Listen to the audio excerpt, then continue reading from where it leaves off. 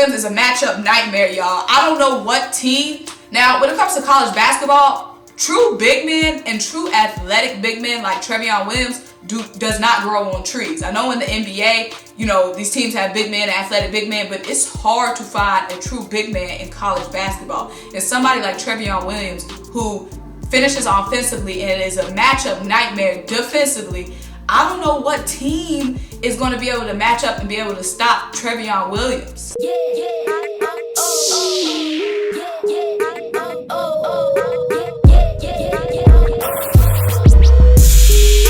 What's up? What's happening? What's popping? What's going on, everyone? Welcome back to another great episode of Symone with the Sports.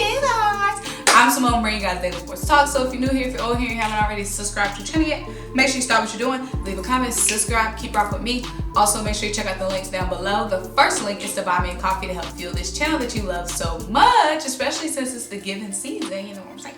The second link is to shop the official Symone with the Sports merch collection. Get you the classic tee or the wavy tee that I've been rocking on here lately, you know what I'm saying? And make sure you turn notification bells on because the videos are coming like boom, boom, boom, boom, boom. And you don't want to miss a single video or a single live stream. So y'all, we got some bracket busting AP top 25 college news. So again, for the fourth week in a row, we have a brand new #1 team, and it is the Baylor Bears. So Baylor Bears are #1, the Duke Blue Devils are #2, and the Purdue Boilmakers, after dropping to RUTGERS with that buzzer beater, they only dropped to #3. But y'all, we have a lot of shuffling. A lot of shuffling went down in the AP Top 25 poll. So let's get into it. First of all, I want to talk about the Boilmakers. Now, the NC State Wolfpack, you guys know I was looking forward to that game. I don't even know why I set myself up to believe that the Wolfpack was really going to stand a chance against the Boilmakers. Now, I was hoping RUTGERS was going to be enough motivation for the Wolfpack to push past Purdue, like, you know, we can do this, G. You know, RUTGERS just did it. We can do that, G. And the gut-wrenching part of that loss was that it was so freaking close. NC State had a 13-point lead. 13-point lead, I believe, with 6 minutes to go. They had at least a 12-point lead with about 6-7 minutes to go. Let it slip away. Purdue was able to force overtime. NC State had a chance with 2 seconds to go if they could inbound it and heave it up. Now, I know it was 2 seconds to go, no timeouts on either team. NC State had the inbound at half court. They had a chance to get a buzzer beater going. I mean, 2 seconds, that's one dribble and then a shot. I mean, come on, it's far-fetched, you know what I'm saying? Unless you got Ron Harper Jr. on your team. But we had a chance and they inbounded it, and on the inbound, it touched out of bounds. So we lost ourselves on that whole possession. We didn't even give ourselves a chance. We didn't even give ourselves a chance at that possession because it went out of bounds. And then in overtime, y'all, we had no life in overtime. Purdue ended up winning by 10. We had no freaking life. But let me say this about the Boilmakers, okay? Let me say this about the Boilmakers. The Boilmakers are legit, y'all. The Boilmakers are legit. Now, yes, they lost to RUTGERS, and after when we go through the poll and you guys see how much shuffling went down on the poll, you might be like, dang, why Purdue only dropped 2 when they lost to an unranked team? Which is a good case because there's some teams that drop 12, 11 after losing just 1 game. But the Boilmakers, y'all, they legit. Now that perimeter defense, locked down, okay? Locked down. And then on the other side of the ball, on offense, I know Jaden Ivey is the guy everybody wants to talk about, likes to talk about. Mad props to him. Jaden Ivey is definitely a baller on both sides of the court. But Trevion Williams was the difference maker in the game against NC State. I can't even be mad at, well, I can be mad at NC State because they keep giving me hope and breaking my heart. And that's why I can't get behind the Wolfpack athletics all the time. But Trevion Williams is a matchup nightmare, y'all. I don't know what team. Now, when it comes to college basketball, true big men and true athletic big men like Trevion Williams does not grow on trees. I know in the NBA, you know, these teams have big men, athletic big men, but it's hard to find a true big man in college basketball. And somebody like Trevion Williams, who finishes offensively and is a matchup nightmare defensively, I don't know what team is going to be able to match up and be able to stop Trevion Williams. y'all let me know. Because, I mean, Jaden Ivey is a baller, but there's a lot of guard ballers. It's the big man that makes the difference, IMO, in my opinion.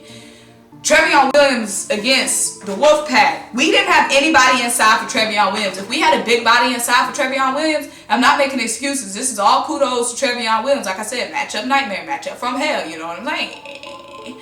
But if we had a answer for Trevion Williams, that's it. That would have been the difference maker. And if there's a team that has an answer for Trevion Williams, that's the difference maker for the Boilmakers, okay? Trevion Williams had 22 points, 12 rebounds, and 9 assists, y'all. And I know it ended up going to overtime, so the points are inflated. But at the same time, not really, because really in overtime, it was their guard play that was really taking over because NC State was just gassed, okay? But y'all, Purdue drops to number 3, but I just want to say the Boilmakers are legit. And when it comes to NC State Wolfpack, y'all, it might be lights out for us when it comes to NCAA tournament time, because the ACC is so weak that we can't prove ourselves against another tough team. Purdue was really our biggest chance to prove ourselves against a top team. We played them close, but like I said, we didn't have a matchup for Trevion Williams, so I don't know if we'll be able to put together a resume to put us in the NCAA tournament. Now, the only other top team we face is Duke, and we play Duke at Duke, and it's going to be Coach K's last time coaching against Kevin Keats, if that means anything to him. You know, not sure if it does, but you know, the Blue Devils are on a revenge tour because it's Coach K's last season. Now, Duke, as of right now, things could change, of course, teams can get hotter, but Duke is our only real top matchup left. We have to upset Duke if we really want to get into the NCAA tournament, because like I said, there's 2 routes. One, upset Duke in the regular season because our schedule for the rest of this season is weak, because the ACC is weak, or 2, win the NCAA tournament, because you know, if you win your tournament, you get in. So both of those are sounding like lost causes. So Wolfpack, it was fun watching y'all play against Purdue, but I don't know if I'll see y'all come dancing time. But y'all, let's get into this bracket, the AP Top 25, and let's talk about all these changes. 1, Baylor drops 1, went from 2 to number 1. Duke went from number 3 to number 2. The Boilmakers dropped 2 from 1 to 3. UCLA stayed the same at 4. Gonzaga stayed the same at 5. Alabama jumped 3 spots from 9 to 6. So Alabama, I want to stop and talk about Alabama because they are hot. It's not just the Boilmakers that's hot. Alabama's hot too. They jumped from 9 to 6, and they were in the double digits before they beat who they beat? I forgot who they beat last week. We're gonna get into it. But they beat number 14 Houston in a thriller. So JD Davidson and the game was at Alabama, but Houston they had a good turnout, and Houston it was a really close game. The Crimson Tide only ended up winning by 1. And that was really coming from J.D. Davidson. J.D. Davidson was he's a freshman right now, so he was a former 5-star recruit out of Calhoun High School, which is in South Carolina. So he has been hot for Alabama lately. So in that last game against Houston, he was the difference maker at the end. Like I said, it was an extremely close game, but J.D. Davidson got it. He just got that it factor. So at the end of the game, I believe the score was tied, or they was down 3 or 2, and they had to be down 1. So they were down 1, and then one of the guards missed a layup, but J.D. Davidson got the putback flush, knocked it down. Obviously, the arena erupted from Crimson Tide fans, and that put Alabama up 1 point. Then on the next possession, it was a few seconds left. Houston, the Cougars had a good look. J.D. Davidson flew out of nowhere and blocked the shot. Now, it was very controversial whether it was goaltending or not, but the refs really pieced out the building. The Houston Cougars were running after the refs, but the refs was like, we out of here, we ain't reviewing that shit.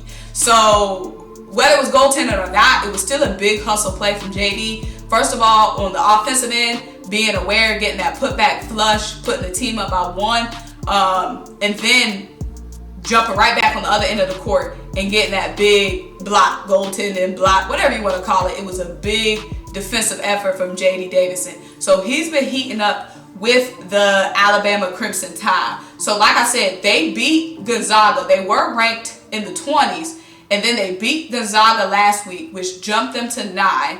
Gonzaga was in the top 5. And then they beat this ranked Houston team, which is number 14, which was number 14, and that put them up to number 6. So the Crimson Tide is rising right now. They have Memphis up next, and they have a few easy games up next, so we can expect to see them staying on their winning streak. So after Alabama, Kansas jumped up 1, and then Arizona jumped up 3 to number 8. So Arizona jumped up 3. They're undefeated right now, but they haven't really been tested. Their schedule hasn't really been testing them. So we'll see if they stay around there. Villanova is at 9. They dropped 3 as they lost to, which is now number 1 Baylor team. But y'all, the biggest thing that stuck out to me in the Villanova-Baylor game, Baylor held Villanova to 36 points, y'all. 36 points. That's a halftime score. Come on now, Villanova. Really? Seriously? 36 points? That's a hat. Come on, y'all. Come on, Villanova. Come on. USC jumped 6 spots. They're now at number 10. They are undefeated, but again, they're untested in my category. They haven't played a top team, in my opinion, IMO. Iowa State is now at 11. They jumped 6. Again, they're undefeated, but they haven't been battle tested. Michigan State jumped 7. They're at 12. Auburn jumped 5. They just beat Nebraska. Georgia boy Jabari Smith Jr. has been putting on a show. Jabari Smith was a 5-star out of Sandy Creek High School, and they are saying that Jabari Smith could be a number 1 pick in the NBA draft, and Auburn is rolling on the backs of him. And Auburn just had another draft pick last season, Sharif Cooper. He was a one-and-doner for Auburn, and he was another Georgia boy. So Auburn is getting them Georgia boys and, plugging and playing them right in the NBA. So Houston is still at number 14, no change there. Ohio State jumped 6, so they are now at 15. They just beat a ranked Wisconsin team, so Wisconsin is now unranked after that Ohio State loss. Seton Hall jumped 7. They are now at number 16. They beat a number 7 ranked Texas team. And now Texas is at number 17. They dropped 10. They were at number 7. Now they're at 17. They dropped 10 spots after losing to Seton Hall. And that's kind of where I'm confused because, y'all, Texas was ranked number 7. Seton Hall was ranked. Why did Texas drop 10 and Purdue only dropped 1 when Purdue lost to a unranked team? Texas lost to a ranked team and they dropped 10. So I don't understand that. But Tennessee, they dropped 5. They lost to an unranked Texas Tech. They're now number 18. LSU is on a little surge. They jumped 6, which makes them now 19. They just beat Georgia Tech. Just really walloped Georgia Tech. UConn dropped 5. They're now at 20. They were at 15. They just lost to West Virginia. Kentucky dropped a whopping 11 after losing to Notre Dame. They're now 21. Xavier stays put at 22. Colorado State stays put at 23. The Razorbacks, which we got to talk about real quick, just dropped 12, y'all. They have the biggest change and the biggest drop was the Razorbacks after losing to Oklahoma. They dropped 12. So Oklahoma and the Arkansas Razorbacks, they just play at a neutral site. Oklahoma just walloped the Razorbacks. Now the Razorbacks were ranked number 12, y'all, very high rank, but they just got exposed a little bit. And in my opinion, IMO, it's that perimeter defense. Now, y'all, the Razorbacks got blown out by Oklahoma, and their coach got ejected mid-game, okay? So they had a 15-point deficit that they erased. They were able to come back. They were down 15 at halftime, but they still ended up losing by 22 points, 88-66. So, y'all, the thing that stuck out to me, Oklahoma shot 59% from 3, y'all. 59% from 3. And the key to that is Oklahoma has only been shooting 39% from 3 in their last couple of games prior. So their 3-point shot was spraying from everywhere. Arkansas didn't have an answer defensively, and they're going to tighten up. they're going to want to tighten up that perimeter defense, especially because the SEC is so tough this year. They're going to probably keep dropping in the rankings unless they find some defensive help. And lastly, Texas Tech is now ranked at 25. So y'all, it was a lot of big upsets this week, a lot of jumps, a lot of really close games, a lot of great thrillers. But like I said, my biggest takeaways from this week is Trevion Williams. Will anybody have an answer for that big boy down low? I don't know, but y'all tell me. Number 2, the Razorbacks. Are they going to be out the rankings next week? The next week, that perimeter defense looked like it got exposed. J.D. Davidson, former 5-star, making it show on the collegiate level. Him and the Alabama Crimson Tide are rising. And then lastly, y'all, NC State Wolfpack. Is there any hope for them in the NCAA tournament? They're 7-3 right now. They have to run the board in the ACC. They have a number 2 ranked Duke team. But outside of that, they don't play anybody else ranked. So will they have a chance to prove themselves and put together an NCAA resume? That's my questions. But y'all, make sure y'all like this video, leave a comment, subscribe, keep rocking with me, check out my links down below, buy me that coffee to help fuel this channel, and shop the official Symone with the Sports merch collection. And until I talk to you guys next time, bye!